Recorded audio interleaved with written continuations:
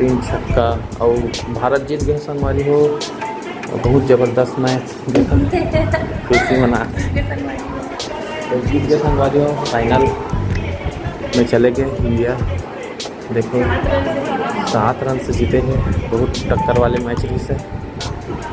कैसे लगी इस मैच देखे आज बहुत दिन।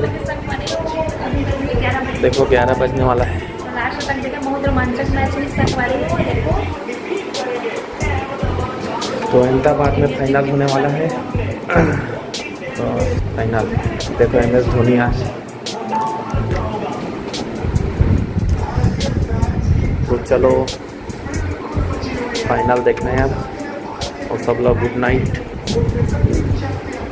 8 मार्च को सबसे देखी संगवारी। देखो सो के सिवाय। तो गुड नाइट संगवारी को।